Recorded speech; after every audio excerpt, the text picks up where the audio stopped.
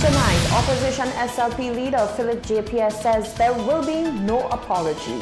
UWP spokesperson Nancy Charles takes the former vice president of the St. Lucia Medical and Dental Association to task. The Labour Department calls on former Highline Poultry employees to an urgent meeting as they seek resolve to their grievances. We have the details of these stories and more coming up. This is the Hot 7 Nightly News with Loveless and Amy Joseph. Good night. It is Thursday, the 5th of March, 2020. Welcome to the Hot 7 TV Nightly News. We're on Flow, Channel 117. The broadcast is also being simulcast on Kiss FM Radio, on our mobile app, and the Caribbean Hot 7 TV Facebook page. I'm lovely St. Amy Joseph. Thank you for joining us. Opposition leader Philip JPS says there will be no apology to the UWP administration for his comments on St. Lucia's preparedness for COVID-19 or new coronavirus. Pierre claims that all of his comments were based on factual information from reliable sources. Jacques Wooding begins our reporting. Careless, disingenuous, and heartless. Words used by the UWP administration to describe statements made by opposition leader Philip JPS on St. Lucia's preparedness for the threat of new coronavirus. The SLP leader dubbed the island as the least prepared in the region. The UWP demanded an apology for his comments. Pierre has made it clear that there will be no apology. He did, however, seek to clarify and explain his statement by reflecting on the measures taken by surrounding territories such as Barbados and Dominica to procure testing equipment for new coronavirus. I found out after my investigation that St. Lucia doesn't have any testing facilities. And I also understand, I'm speaking the information that I had up to yesterday, that we cannot first test people. We have to send the samples out of the country. That takes at least 48 to 72 hours. It shows that the government underestimated the seriousness of that problem, and they did not act with sufficient haste. Pierre also claimed that Prime Minister Alan Chastanet was absent at a recent meeting of CARICOM, a statement which the UWP has since debunked by publicizing evidence of not only Prime Minister Alan Chastanet's presence, but also that of Chief Medical Officer Sharon Belmar George. Pierre further defended his statements. I made a statement based on the information that I had. The information that I had from a colleague of mine is when he was at a meeting, the Prime Minister was not there. I thought that it was such an important meeting that the Prime Minister should be there for every second of that meeting. My colleague said to me that the Prime Minister was not there at the time that he was there. He said to me that at the closing press conference, the Prime Minister was not there, and he thought that the Prime Minister should have been there. The UWP has also chastised Pierre for, quote, using his platform as an opportunity to play politics, spread false information, and instill fear in St. Lucians, end quote. Pierre dismisses those claims. The statement wasn't meant to mislead anybody. It was meant to highlight the fact that in a situation where a virus may cause damage, extensive damage, not only to the people of the country, but to the economy of the country, the Prime Minister is absent. That's the only reason why I made a statement. It wasn't to create any... what benefit do I have in misleading the public on this event? It's just the United Workers' Party clutching at straws because the government has been caught with its pants down as far as the virus is concerned. The opposition leader claims that to date, no efforts have been made to involve the parliamentary members of the opposition in any form of novel coronavirus protocol or discussions except the NEMAC meeting where only one opposition representative was invited. For Hot 7 News, I am Jacques Wooding.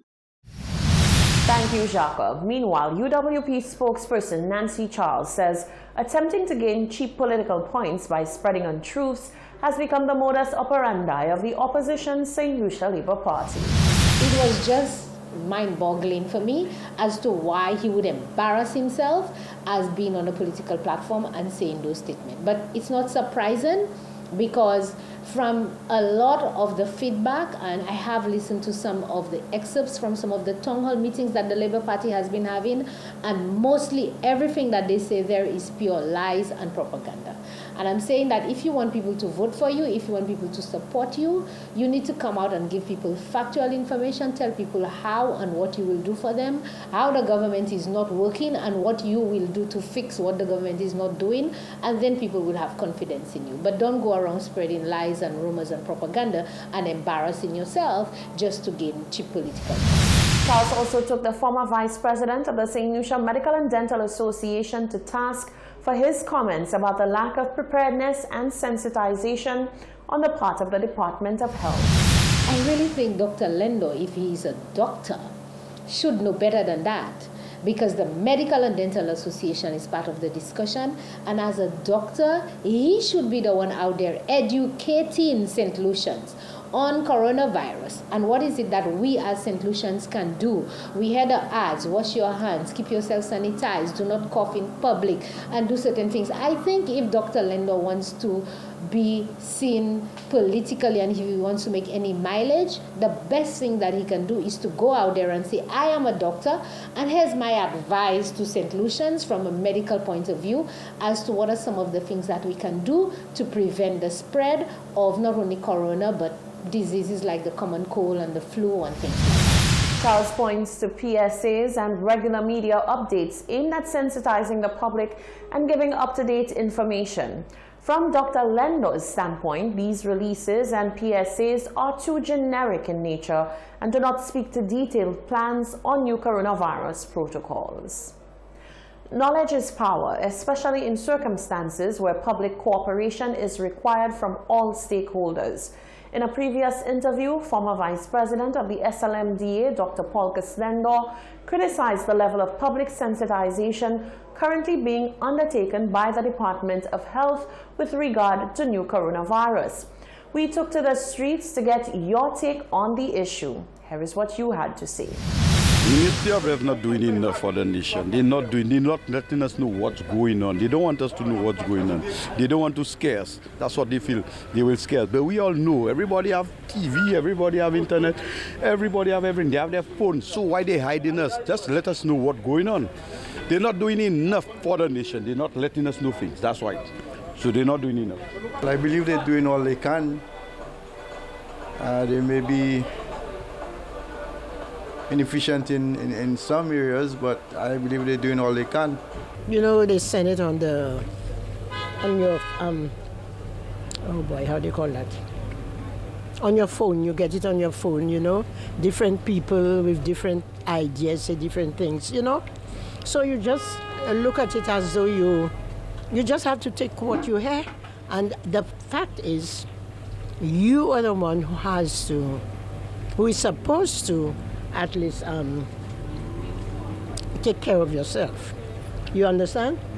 You are the one who is supposed to, you know what it is. As a matter of fact, I'm telling, I have my words. Everything I sell, when I collect the money, I make sure I have my gloves. I have to make sure that I wipe my hands. And you know, you do what you know you have to do in order to protect your own self. I do feel that they're doing enough because it's like all over is the news going on, people talking about it.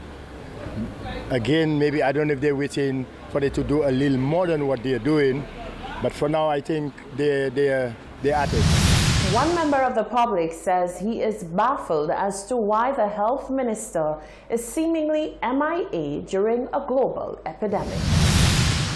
One Castries resident is questioning the whereabouts of Health Minister Mary Isaac, who he says has seemingly eluded the public amid a WHO-sanctioned global health emergency.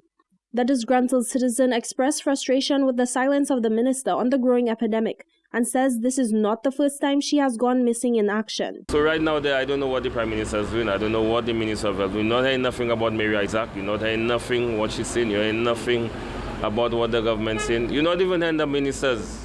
The other 7 or 8 ministers talking about anything. Calling for greater public involvement in decisions surrounding new coronavirus prevention and sensitization efforts, he criticized the government's proposal to use Rat Island as a quarantine zone. highlighting the various impacts this would have on the socio-economic functions of the surrounding area. You want to build something Rat Island to do what? You're going to affect the sea, you're going to affect the people that have their fish pot and everything. So what are we going to do? It's time the government do something now, and at least the people are supposed to give one this week or this ending of this month to do what they have to do. He urged members of the public to take initiative to inform themselves on the virus and its increasing presence in the Caribbean. For Hot 7 News, I am Jacka Wooding. This is the Hot 7 TV Nightly News. Still to come, former employees of Highland Poultry Farm are being called out to an urgent meeting with the Labour Department. A senior government official laughs off the buzz surrounding an announcement by the Prime Minister in relation to Rat Island. And California declares a state of emergency over new coronavirus. That and more coming up after the break.